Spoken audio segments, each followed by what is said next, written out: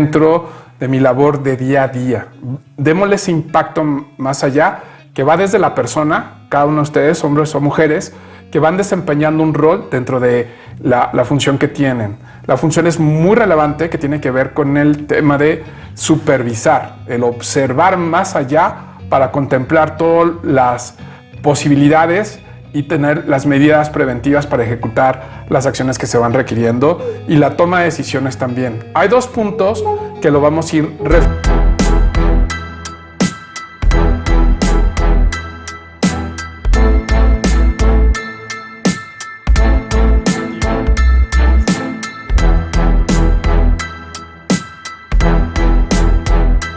refiriendo.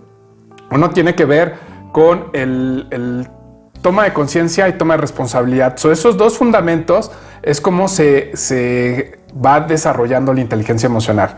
Voy a compartir contenido para ir platicando desde la parte técnica, por así conocerlo, que implica la inteligencia emocional. Entonces, vamos a conocer los antecedentes. Les doy una información rápida. Esto todo inició por una investigación más o menos finales de los 80, principio de los 90, donde se acuñó por primera vez en 1990 el término inteligencia emocional. ¿De qué determinaba la investigación? Lo que se preguntaban es cómo personas que no tenían los estudios o no tenían el conocimiento técnico no estaban logrando los alcances, o estaban logrando más bien los alcances de personas que tenían especializaciones, maestrías o doctorados. Les llamó mucho la atención y los llevaron a una investigación. En esta investigación se dieron cuenta que el tema de la inteligencia emocional o la gestión emocional era uno de los factores que diferenciaba en cuestión del desempeño y los resultados que tenían. Había algunos emprendedores, bueno, los conocemos, que no habían terminado los estudios, pero por su facilidad de toma de decisiones, el poder, el clarificar, el controlar la emocionalidad, tenía muy buenos alcances y muy buenos resultados, y eso los diferenciaba. Vámonos quien lo hizo famoso a nivel mundial fue Daniel Goleman. Daniel Goleman no lo descubrió, más bien Daniel Goleman lo comunicó al mundo, lo hizo de una forma más didáctica, y así es como salió el libro de inteligencia emocional en 1995, y nos dio una perspectiva totalmente diferente de lo que implica, y vimos ese término de inteligencia emocional e inteligencia intelectual. Pero ¿cómo se complementa? De acuerdo a la definición, nos vamos a ir tan sencillo, lo tienen en su ficha y lo pueden verificar, es la capacidad humana de sentir, pensar, entender, dominar, enfocar, regular mis estados emocionales como fuente de energía humana, de información, de conexión e influencia. Aquí tiene lo que ver es un balance. La inteligencia emocional tiene que ver un balance entre el razonamiento y la emoción. En el saber qué está pasando en el contexto, y después qué voy a comunicar y cómo voy a impactar directamente en esa comunicación. La primera parte, que la vamos a conocer como componente de la inteligencia emocional, es la inteligencia intrapersonal, que es de mi ser, donde yo voy a través de un autoconocimiento de mis capacidades y de mis habilidades y talentos, es cómo voy a recibir o percibir la información externa, cómo la voy a entender, cómo la voy a ordenar, cómo la voy a estructurar, para después pasar al siguiente paso, que es la inteligencia interpersonal, que lo vamos a conocer como de habilidades sociales. Es cómo lo voy a comunicar.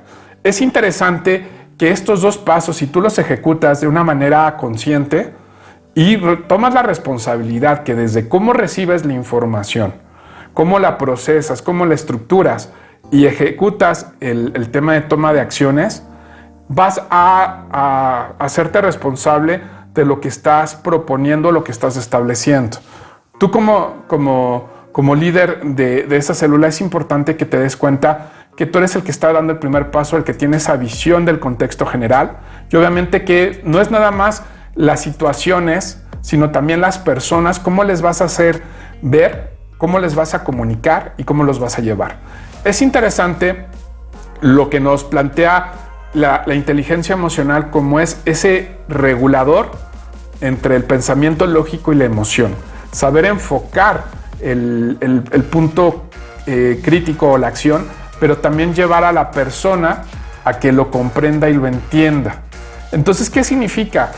Para mí, para fortalecer mi inteligencia emocional, tengo que ser consciente de dónde estoy, lo que estoy observando.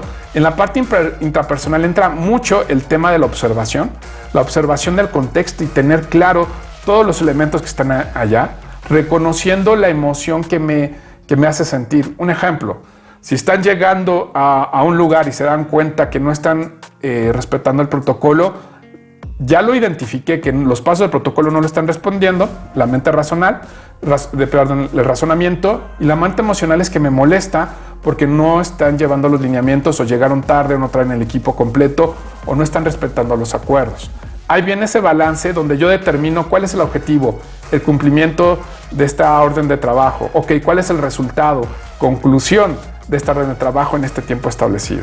Entonces requiero darme ese tiempo para entenderlo y regularlo. Lo que me enseña la inteligencia emocional es cómo voy a prepararme para comunicarme de una forma más efectiva con una persona o con un grupo de personas. También el ser muy eficaz en diferentes ámbitos.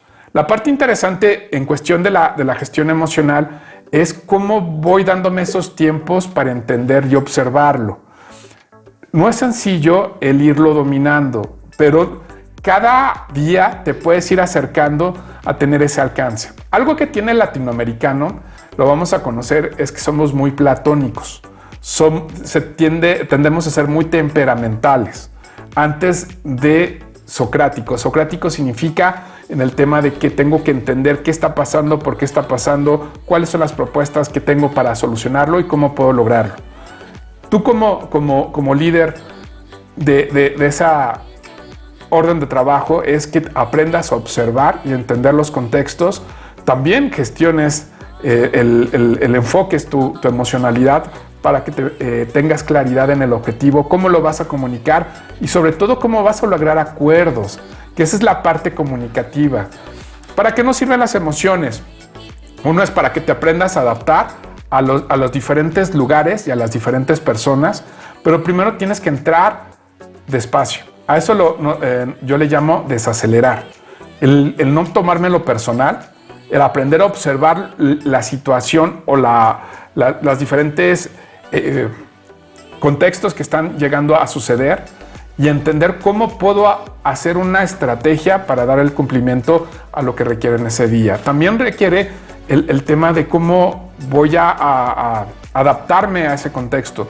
Un reto que ustedes tienen es que cada situación es en un contexto diferente. Estaría fantástico que fueran iguales todos, pero cada ubicación tiene sus particularidades y ahí es donde viene su creatividad, de entender cómo lo voy a solucionar de una manera diferente, respetando los protocolos y la reglamentación. Pero tú como líder te tienes que distinguir a aprender a observar y a aprender a ordenar. Lo vamos a entender en esta parte adaptativa en que voy a mapear lo que está pasando. Que sí está en cumplimiento, que no está en cumplimiento y que hay que llegar a acuerdos y hay que hacerle sensibilizar a la persona o que tome conciencia.